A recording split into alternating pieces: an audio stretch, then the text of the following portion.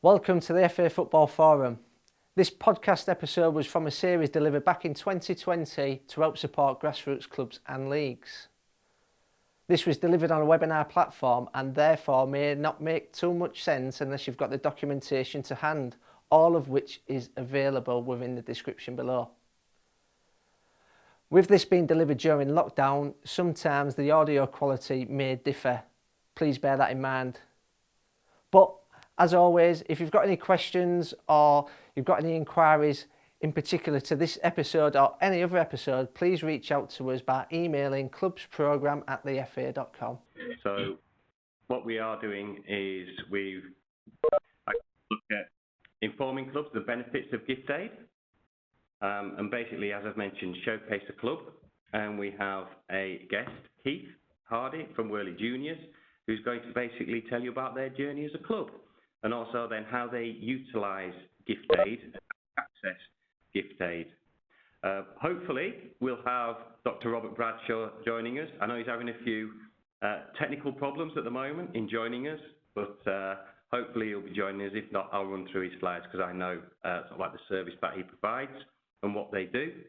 And what we'll be then looking is how we can actually support clubs like yourselves in maximising gift aid. For those of you that aren't aware, you must be a charity or a community amateur sports club, or a CASC, as they're otherwise known, in order to access gift aid. Now, if you're not, that's not a problem. We did run a previous WebEx on club structures, and as we go through, there's a link to that as well, so you'll be able to then access that link and actually look at that WebEx that we ran. And at the end, what I've done is I've got a couple of slides where actually it's got contact details and information for clubs to then actually be able to contact muckle legal advice, but also Robert, who's provides a service that we'll explain later that helps clubs in terms of maximising gift aid and other areas of income for them. So hopefully Keith's on the line. Keith, are you there? Can you hear me, Mick? Certainly can. Thank you very much. Glad you've been able to join us. And again, thank you for offering to basically tell the clubs about your journey. Now, I'm the presenter of the WebEx, so Keith, when you want the slides to move on, please do so, and I will move them on for you, okay? That's fine. So just a bit of information from Keith to start with. Hi guys, no need to answer. We've been going for 37 years now. You can tell by the accent that we're based in just outside the West Midlands. We're in South Staffordshire. We've been a charter standard club since 2003, a development club first of all, then 1 year later a community club. We've been lucky enough to receive the FA Club of the Year twice, in 2011 and 2017. We made the decision in 2003 to become a registered charity for numerous reasons. One was to give confidence, I guess, to parents of our players that we were doing the right things, both on and off the pitch, and also to tap into grant funding agencies who, one of their prerequisites is to be a registered charity. Again, we were lucky enough to win the Queen's Award for Voluntary Service in 2013, and we took up Nike's kind offer for funding and branding in 2014, 1 year later. After many years, and it was a journey, after about 12, 13 years, we secured our own ground, which you can see a lovely picture of it there, in 2011. So 8 years ago, we secured our own ground. So that's the background. If you can just turn on for me, Mick, please. Thank you. What we have in place now, on the boys and men's side, we have a boys development centre for 4 to 6 year olds, and that's where we create brand new teams for each season. They tend to be new to game players, straight from nursery, straight to our level 1 and level 2 coaches, and we create probably 4 or 5 teams from there each season. This year we set up to capture players who potentially were being lost to the game, a player development centre for boys aged 7 to 9. And from there we either place them with teams as teams lose players, or as we've done for the first time this year, is create a brand new team of 8 year olds from that centre. We currently have 38 boys teams We've got a first team at step 7, a reserves team 1 level below. We've got a veterans men's team. We've got a walking football team. On the female side, which is really my passion, we have 2 Wildcat centres on a Tuesday and a Wednesday, and that's where we create brand new teams. And this season coming, 2019-20, we will create 4 brand new under-8 teams from there. We've got 17 girls teams, a first team at step 6, and a reserves team 1 step below. We were the first club in our region to set up a veteran ladies team, and now we've got 2. And we've also got 2 soccer mum centres for girls aged 16 and above who just want to play the game. Mick says we're nearly the largest female club there. That has really spurred me on, and over the next couple of months you can cross out the nearly part of it. What else do we do? What other benefits do we give our players? We have a goalkeeping centre, and that's for players aged 6 to 16, our own goalkeepers, and we probably have a third of the players there are from other clubs who come to us for the reputation. We've done autistic coaching. Funnily enough, that's our next thing on the anvil. We really want to push forward on that this year. We've done deaf coaching for primary school kids and high school kids, and we run wellbeing football sessions. That's a bit about the size of the club and what we do. If you can just pass over again for me, thank you. And this is how the club works. How do we structure behind the scenes, off the pitch? The club is a registered charity. It's Wyrley Football Club. We did call it Wyrley Juniors Football Club, but the Charities Commission said if you're running men's and ladies teams, you can't really call yourselves a junior football, Wyrley Juniors. So the charity is called Wyrley Football Club, but beneath that, all our teams are either called Wyrley Juniors or Wyrley, depends if they're adults or children.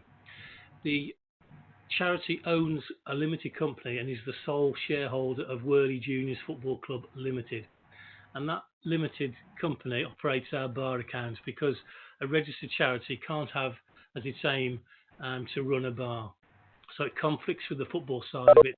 So to overcome that, we have a limited company account. Beneath the charity, we have 3 separate funding areas or bank account areas. One is the main club account, and the club has a separate account operated by 3 committee members. The limited company has a separate limited company account which operates all the bar income, and then the teams beneath that, we've got 60 odd teams. Each team has its own bank account, but it's operated by the same signatories as the main club account. So while all those funds are earmarked for teams to use, the only way they can access them is by instructing a treasurer to move things around for them. In addition, the club has the development fund, which is for our next phase 2 of our facility development, which is another site. So we have like a savings account to put in their surplus monies from the main account. Now, the benefits of all that is if we have all these separate accounts, we can easily account to the Charities Commission where our money is. So we've got teams who don't have bank accounts separately at NatWest or Lloyds or Midlands. We operate all the bank accounts for the clubs. There's no need for them to take a couple of pounds into a local branch and operate a bank account we're unaware of. There's no need for teams to prepare income and expenditure accounts at the end of the year. We know from experience when we have 20 teams, you'd have 10 teams who are very, very diligent and will get them in on time to you, but the other 10 you're continually chasing them to get those returns in. So by us operating the bank accounts with all the income going in and going out, we prepare that quite easily enough by downloading the information from NatWest's bank account system. Now, the benefits of all that is we can then maximise the subs that parents pay into the team accounts for gift aid, and the other benefit as well is it reduces the opportunity, I would say is the right word, or possibility of theft by a rogue operator who's operating a team account, because the treasurer and one other committee member has sole access to the team funds. It just reduces the amount of risk. Also, if there's a team account and little Billy's mum wants to know where her subs are going and what it's being spent on, we can produce a bank account statement straight away, and we'll have email requests saved for each team explaining exactly where those monies have gone to. Next slide, please, Mick. Okay, so how do we process and benefit the gift aid then? Now, each parent pays their subs by standing order into their team bank account, and we don't tell teams how much they need to, in inverted commas, charge their parents. Some teams will play in a Saturday league where the expenditure is higher, so they will charge their parents more. Other teams will only play every other week, so therefore there's no need to charge huge amounts. We don't dictate that. We allow teams and parents to decide how much they're going to charge each other, a bit like chickens or turkeys voting for Christmas. Now, the process would be, I've got access to internet banking where all our teams' accounts are. I will produce a copy of the transaction since the last time I made a claim. I'd produce that and print it off. I'd have a record sheet for each team, and on that sheet would be all the parents' names, which would tie up with the standing order payments going in. I would have the amount claimed since the last gift aid claim, and I'd have the date of the claim that I'm going to make. So if I'm ever challenged by HMRC, can you tell me what you're claiming for? I'll have an exact record from it. They'll say, when did you claim from? I can tell them exactly when because it's printed out for them. And they can say, how much are you claiming? And it will be totaled up. I then complete a downloadable claim form from HMRC's website. And I complete the form by attaching a spreadsheet with all the payments that I'm claiming for. The funds are then received 14 days later, approximately, usually less than that.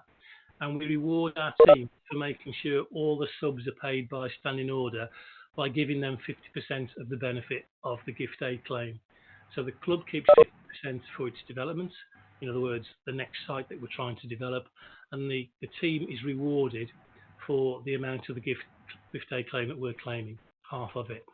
In terms of numbers, our typical mini soccer team, 7-a-side team with 10 parents, benefits from £250 a year themselves, and the club a similar amount each year just by claiming gift aid on subs paid by parents. As it says in the right-hand column there, the benefits in total, we receive potentially 30k per annum, so 15k each from claiming gift aid on subs. Because the teams see the benefit of it, it's equivalent to a kit every other season. It ties them in, there's no temptation to move on. And as I said, we want to make sure that we know where all the income is coming in. Because we're a registered charity for our charities return, it encourages all parents to pay their subs by standing order each month. Thank you, Mick. Next one.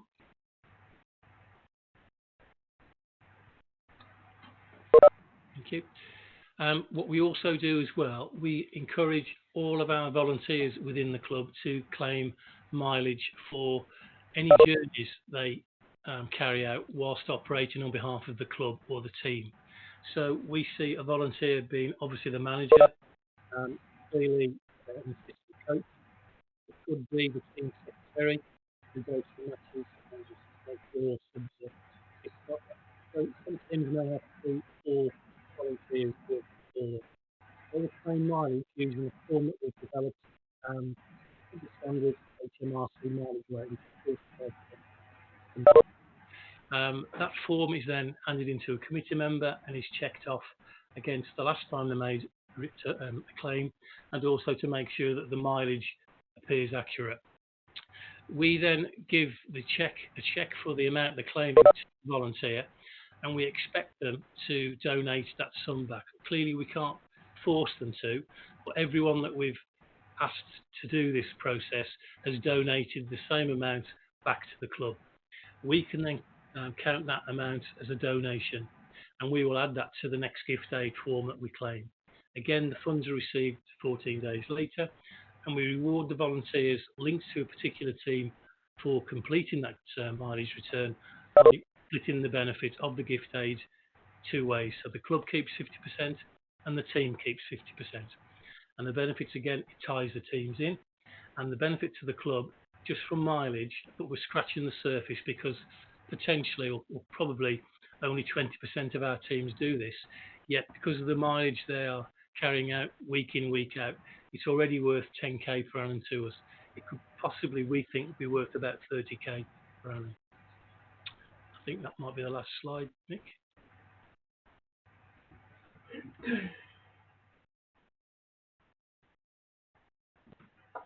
Thank you, Keith. Okay. So thank you very much for that. Obviously, you can see how Keith's club actually uses giftaid a lot in terms of the donations that they get from the coaches after the club has actually paid their expenses for what they do. Are there any other areas that you access donations, Keith? Yeah, I'll give you an example. Make a note of it. I'll give you the club Facebook page and like it, please, because we're trying to get a number of likes.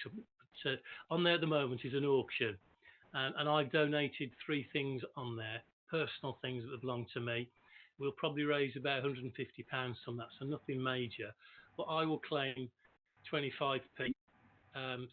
So to me, raising the money personally, but I'll donate that 150 quid to the club, so that is worth another £37.50. So any donations like that, we'll add in as well. Right, okay. So thank you very much for that. As you've seen, it's a large club. They've not got all their coaches on it. Do you want to just say something about the maximum limits you put on coaches reclaiming as well after a current experience, Keith? Yes. Yeah. We've been doing this for probably 5-6 years, mileage claims. Amounts can be substantial. My own mileage claim is £3,200 a year, which benefits my own ladies team by about £380, and similar for the club as well. I think the club can trust me. I hope so anyway. So I just give a cheque for £3,200, and the club gives me one back, and they trust me that I will. My cheque won't bounce, which it never has, touching wood. But we've had an experience recently where a cheque for £1,500 was paid to a coach, but he never transferred the money back. He didn't have a chequebook. It was all internet banking. But we've agreed with him that he'll pay us back over 6 months. Fortunately, we've received £800 of it back, and there is a regular monthly payment. To overcome that now, we've put a limit on the cheques to £500. So that individual, if we allowed him to claim in the future, we would have 3 lots of transactions of £500 representing the 1,500 rather than one transaction. Whilst that doesn't totally get rid of the risk, it mitigates it down to £500, and that's just, we've learnt that from experience, really. Yeah, okay, thank you very much. So as you can see, there's a big club here using it, around £10,000 per annum. They're actually gaining in terms of gift aid, on top of the donations that they basically receive. Are there any questions for Keith? If there are, would you like to just raise your hand? Don't be shy. No, so there's no right. So Emma's no got questions. See Emma's hand. All right, where's Emma's hand? I can't see Emma's. Let me have a quick look. Emma.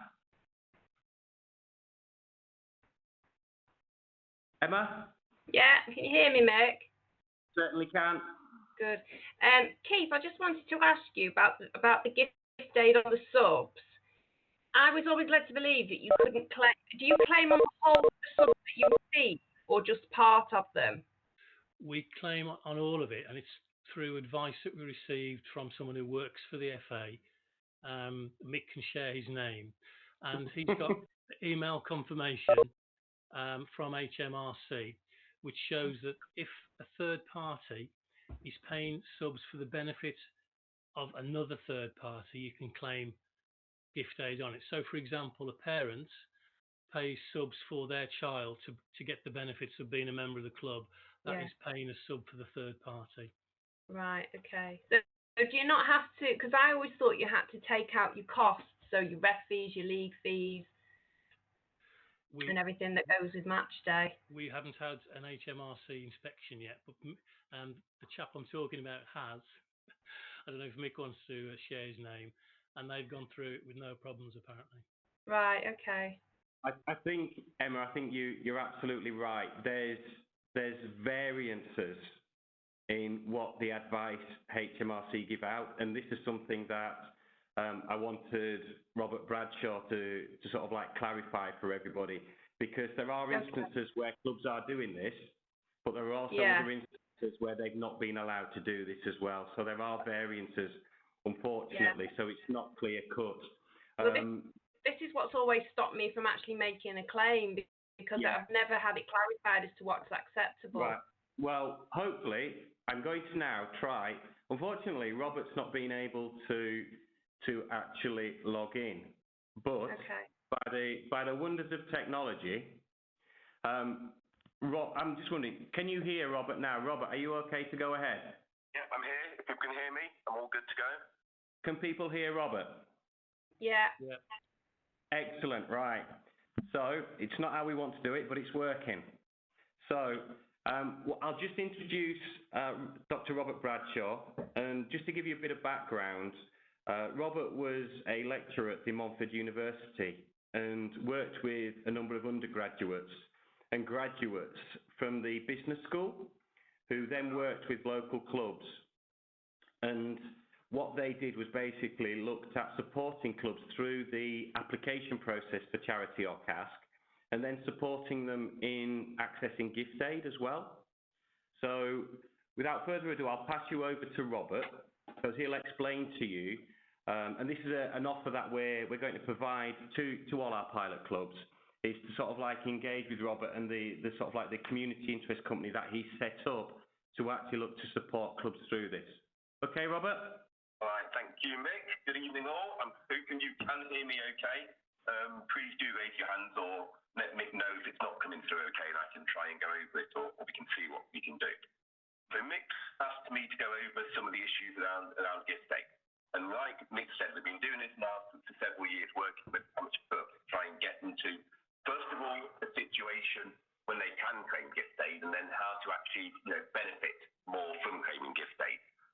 And Mick, you're going to do the slide for me, aren't you, Mick, as we go through it? I am, yeah. So we're currently on the one fundraising to giftaid. Superb. And so, I should have really sort of checked on who were there, because I'm guessing there's three sorts of clubs there. There's people which are sort of beginning the journey and thinking, how do I go about it? What do I need to be in terms of my status? There's people there which would have, registered so they're able to get claim from giftaid. And there's going to be a few clubs which are, like Keith, been doing it for a period of time and may want to consider, are we doing all we can? Is there more we could be doing? And so hopefully there'll be something for everybody as we go through. Kicking off then, that first question which clubs will have is, can we as a club, we've heard about giftaid, we've seen other clubs that have made money from doing it, can our club actually do it? And in most situations, clubs can register, be either a CASC, community amateur sports club, or a charity. And you have to move a charitable organisation or a CASC to actually benefit from giftaid. The process, I suppose, of becoming a CASC or charity, if you're not, would take roughly around, I say 9 months, because it may vary. I sort of consider 3 months for a club to go through and talk amongst themselves if they want to, 3 months to get in the paperwork together, your constitution, set that sort of acceptable, your account, your 3 people you have to nominate, 3 months to go through a process, and then 3 months where we send it off to HMRC and we wait for them to come back with the response. I mean, all of these things may take longer, or maybe a little less, but that's a rough guide. Once you go through, and again, whether you go down the road of becoming a CASC or a charity, it will be the same amount of time. The process to become a charity is a little more detailed. The information they want is a little bit more involved. Charity Commission tend to come back and scrutinise it a bit more than when you become a CASC, but it's roughly the same process to become one or the other. And in most situations, unless there's something about the club, if the club's owned by 1 or 2 people who own all the assets, then Charity Commission, CASC are not to write that situation. But in most cases, we can work with clubs to become CASCs or charities. And the question, though, is which one? Shall I move you on, Robert, onto the Community Amateur Sports Club or charity slide?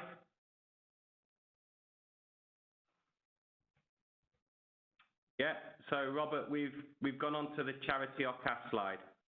Okay, wonderful. Thank you. I should have said that, shouldn't I? Yes, please. Okay, then. So, in terms of the actual numbers of clubs, then roughly 10% of them, 15% are CAS, fewer are charity. In terms of the best of being a charity, there's the obvious, people like charities, they trust charities, there's a goodwill associated with charities. When you're looking to raise funds to get income, there's more grants that will give funding to charities. You access greater ranges of funding. There's things like rate relief, which it may be that you can get your 80% or more rate relief from the council without being a CAS or a charity. But at some point, there's always a fear that councils may change that rule and decide that they also struck for funds that they need to start to not to give you that 80%.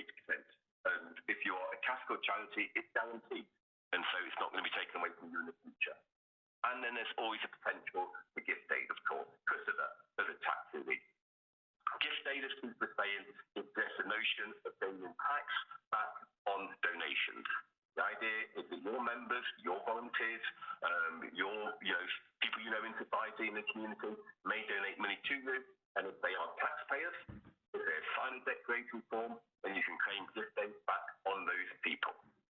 And so charity is a great way to raise revenue, and it's a great way because often it's things the clubs are doing anyway. They've got their members paying subscriptions, they've got their volunteers which are giving up their time doing things for the club.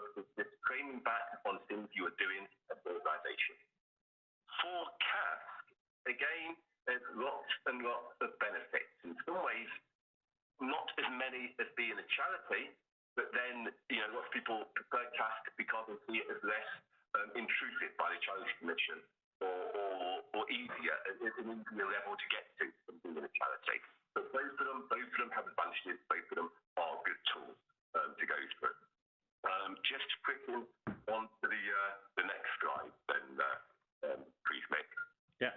So in terms of how, what we do is we sort of go through. So we come along to the organisation and we say, okay, then let's go through the discussion. If you're not already, CAS or charity. I heard you talking a little bit earlier on with Emily and Keith about, what was the best approach.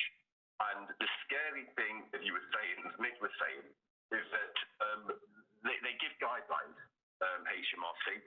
They don't give definite. They insist on every club being an individual and every club being different, which is why it's so hard to actually work out sometimes what to actually do. And the fact that two clubs are 95% the same doesn't mean that they're allowed the same benefit in terms of gift aid. And it may be very chances of being 95% the same, very, very limited. They're probably a lot different than that. And so we tend to look at each club and say, what can you actually do?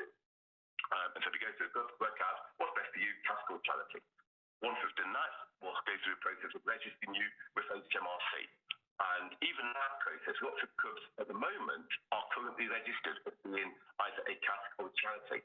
But given that they haven't claimed gift aid ever, maybe in some situations, HMRC had a new computer system around 2015, I think it was. And instead of taking everyone's record onto the new system, they said it's just not worth our time.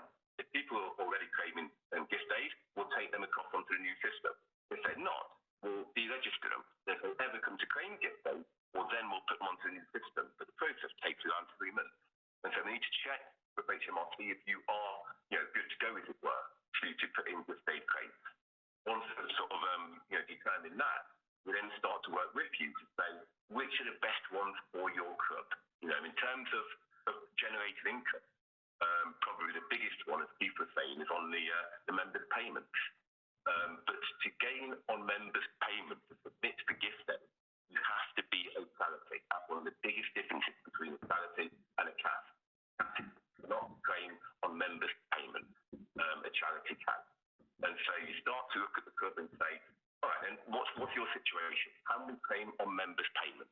And it's not guaranteed because it depends on how you've structured your club, how you present yourself to HMRC. They have this term, HMRC, which they call personal use. And if a club is deemed as having personal use and 5 years ago, it was maybe half the clubs going to HMRC as having personal use, maybe half aren't. Increasingly, sports clubs are seen as having personal use, and personal use in some ways reduces the amount of gift aid you can claim. If you are seen as having personal use, in the example that was given earlier, is that if you have junior members, the gift from the parents can be treated as gift aid. If you have personal use in this club, that doesn't apply. You can't claim gift aid on those people, or you shouldn't be claiming gift aid on those people anymore. And so it's a case of having to look at the club and saying, how do you structure yourself? How do you in your training sessions? One of the examples that HMRC gave before was that gymnastics clubs, for example, they are very anti in terms of being able to claim gift aid. They're saying there's massive amounts of personal use. You may have a gymnast who's got 5 to 10 sessions a week. They're individualised at different times, different schedules, with a programme around that gymnast. Take that and compare it to another club, say an athletics club or a tennis club. Someone may have the turf at the track, do their own thing and go away. There's no personal input, there's no development of training or coaching to the same level as there is in something like gymnastics. And so some sports are used to very heavily with having personal use, but the sports are less so. Football's a bit in the middle, and it depends on how you are structuring and running your club. If you assume, though, always assume that there will be personal use within the club, it's then a case of saying, on all of our subscription for membership, we're going to be allowed to be claiming gift aid on everything. We'll only be allowed to claim gift aid on part of the amount. And the part of it is taking away the training, coaching, in many ways, the facilities which the members are getting. What you are allowed to claim gift aid on is more of the membership administration around the members, around footballers. So it's looking more at that reduced element which you can claim gift aid on. And so lots of people, again, when they look at their club, and they say, are we going to have personal use? How much can we claim? How many members do we have? Is it worth going down the charity route, or is it worth considering the CASC route, which is more straightforward?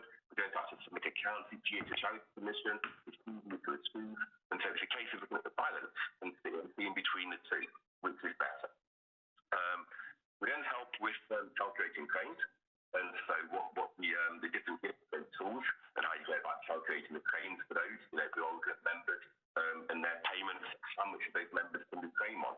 And it's that sort of process we're going through. And then we ensure that the audit trail is in place. It's so important. And you can submit a gift aid claim as often as you want. You can put one in every month, every week if you wanted to, a different gift aid claim. And HMRC have an automatic system where it's often just paid. In 2 weeks, the money will be in your bank account after you put the claim in. And this may continue for a number of years. But in 3 or 4 years, they could knock at your door and say, could you explain how back in 2017 you submitted a donation from a parent for this amount of money? Can you explain where that came from? And if you can't justify it, then they may come asking you for the money which have been paid out over all those payments all those years. So it's very important to ensure you keep the right information. And so should anything ever happen, you can quite easily get it out and say who you are. So we support you in maintaining and keeping that audit trail, and also in submitting claims to HMRC. And as it says on the right there, the things we're looking at are mainly donations. So, individuals who turn up, I come to your club and say, here's £100, I'd like to donate it. You get me to fill out a gift aid declaration form. You can ensure I'm a taxpayer. Paying the tax from that year, and great, you can claim it 25% on that donation. Members' payments, where we're committed to pay members' payments. Volunteers' expenses, as Keith was saying. We have our volunteers which give up a lot of time. They drive to training, they drive to matches, to events, to committee meetings, and all these expenses can be claimed. We also add for volunteers which are organising stuff at home activities as well. And that varies depending on how much they're doing. For the people which we work with, between £18 up to £32. And so we add all these things up, and again, we calculate that for you. So you come along and say, here's our coaches, being trained on Tuesdays and Thursdays, that matches on Saturdays, season starts here, ends here, here's this postcode, and we work it all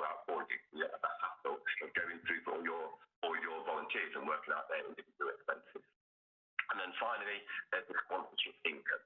And it's so easy to not, just to net, with everything else going on, to sort of miss good in sponsorship events. If you actually consider each member in the club as being worth, at least £25 in sponsorship each year. And so we try to encourage and work out which would be the best sponsorship events to support the club, and which are going to work best to keep the members engaged. All right, and it should be knocking on a slide, please, Mick. Yeah. So we move on to then our programme. As Mick was saying, the FA are supporting this at the moment, so it makes great sense. And so we've got the consultation where we can go onto the club, we can look at your position, and whether it's a case of you thinking, do we need to have that CASC charity discussion? What are we going to get out of it? What's involved? How much time is it going to take? What's the implications for the club? And we can do the calculations, work out what money you're going to make year to year, or projections of that increasing, how much effort it's going to take. And so it's just informed decision making. Instead of going into it in a blind way, you can sort of see the information, and it's estimates. It's better than having no information. And it's based on what lots of clubs similar to you or other clubs have gone through in the past.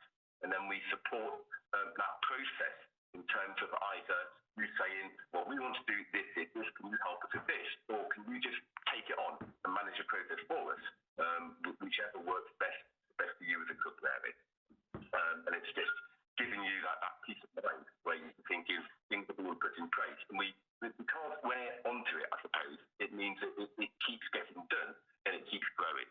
And it's not just sort of drifting along. And so it's far more effective. Go on, let's move on one more slide. Okay, so we're on the examples of what this may involve look like, Robert. Wonderful. And so in terms of clubs, like I say, it depends on where you are. And it's those three areas we go for. So we give that initial stages, that giftaid calculator, determining what the potential returns are. We give that club readiness assessment. And so we're trying to identify any problems you may have. You're trying to, and there's two areas really. If you are thinking about applying to become a CASC or a charity, it's one thing getting the paperwork ready and so you can approach and get that status established. But then it's another thing looking at the club and saying, how do we run the club to maximise on giftaid? And clubs, understandably, have developed to be effective at what you do in terms of providing football. You haven't developed in terms of HMRC and what their requirements or restrictions are to maximise on giftaid. And quite often, just things, you take two different clubs, one of which takes in subscriptions each week, and you from that money to pay for referees or to buy some stock for the bar, keep it as a float, and they manage a club that way and manage effectively.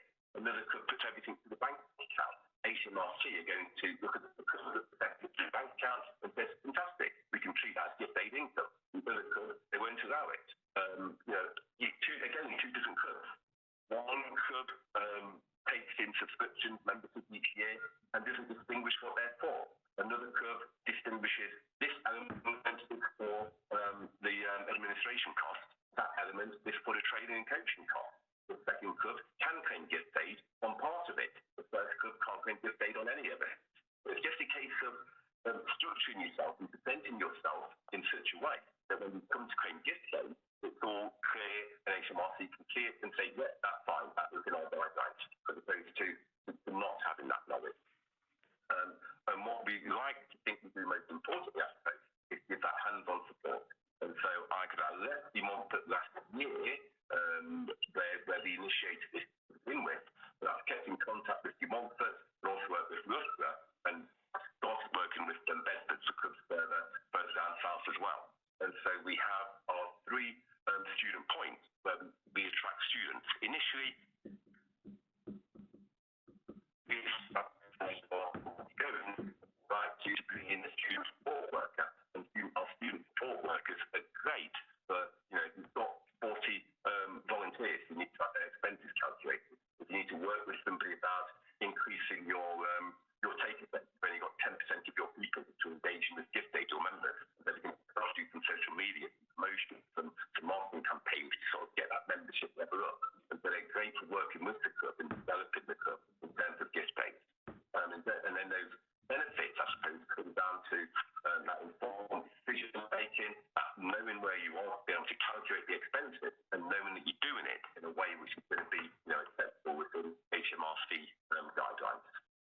And then that final slide is more on my details. It's told me a little bit about it. For some reasons, giftaid. We've been, like I said, working with lots of different clubs. It gets, HMRC have this constant notion of reinterpreting the rules and how they apply the rules, and so we have to constantly monitor HMRC and what they allow, what they don't allow. It's a bit like doing your tax. You couldn't say, back in 1983, your tax level was this, so I'm going to pay the tax rate in 1983. As HMRC change guidelines, we have to adapt what they're doing, and so we can track what HMRC is saying, and so we can work with the club, whether they stay within the framework. At the moment, FA have this wonderful offer where they're sort of allowing engaging with us to work with clubs. And so I would say a way to go forward is to look into your club individually. This has been very generic what we've covered tonight. And I don't want to sort of say you can definitely do this when you need to look at your club and see how you structure it. And it may be a slight tweak that makes it possible, but we need to check where you are first. And so it's a case of trying to get together, talking through where you are, seeing, is it a case of application to CASC or charity? Is it a case of, you are a CASC or charity, how do you go about structuring your events? Or is it how do you build up to get more and more from giftaid? And we sort of take it from there. And I think, Mick has those kind of my details down there. And so, by all means, make contact with me, email me, call me, and we can arrange how to sort of progress this going forward. And just look at, it's just a review where you are and how we take things forward. Okay. That's it. Thank you very much, Robert. Do appreciate that. Managed to get there despite technology complications. So as you can see, we've partnered with Robert. And what we've offered basically to all our pilot clubs is an offer for you to engage with Robert and to look at where you are as a club, how you're structured, how is the best way to actually maximise giftaid on there. As you can see on the slide, there is a 25. If you want Robert's company to basically do all your giftaid applications, submitting them, all those kind of things, they basically take a 25% commission on that. That is basically then reinvested back into, basically that covers their head costs. They are a community interest company, and basically that is basically an element that they would take out of the giftaid that actually you would receive. If you want to do that as a club by yourselves, and Robert could set you up, and we'll set you up to understand exactly how to do that, you can then do that yourselves without actually paying that commission on there. So really, what I've got from that is it is based on a case-by-case basis, and you need to understand where your club is in relation to that, and not all the benefits are the same. So Emma, I know you had that question. I think it'd probably be wise to work with Robert and actually build that up, and then at least exactly where you are in relation to HMRC and actually accessing that the right levels of giftaid. So do we have any more questions? If you'd like to raise your hand, do you want to? No, we've got no more questions. I can't see any more questions on there.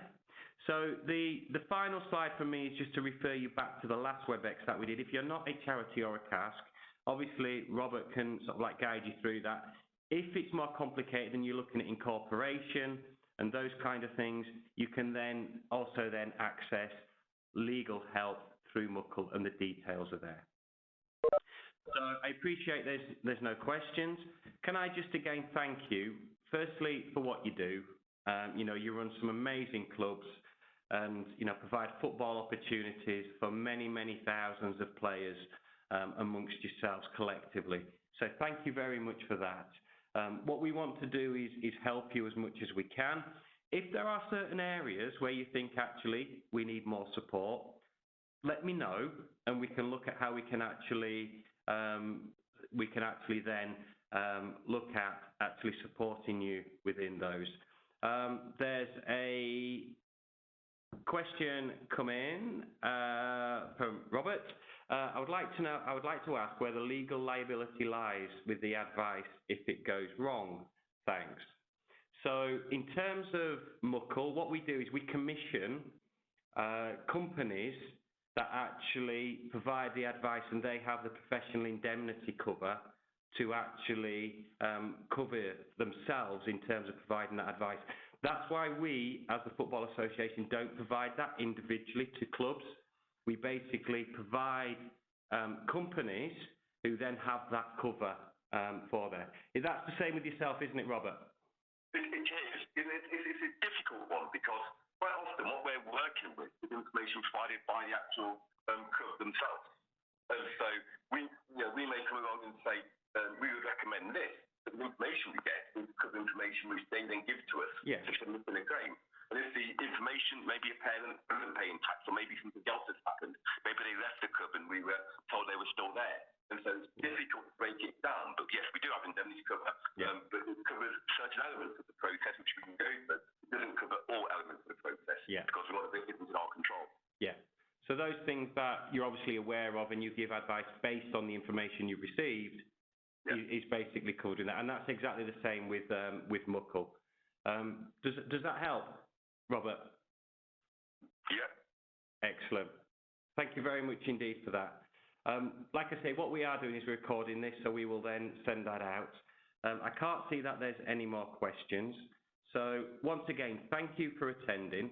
Please do phone Robert, phone Muckle, and likewise, if there's some things that you really want to sort of like focus on. I am thinking of running a VAT webinar next, because there's a lot of the big clubs, and one of the key areas that we're being told from our big clubs is actually the VAT element is quite complex.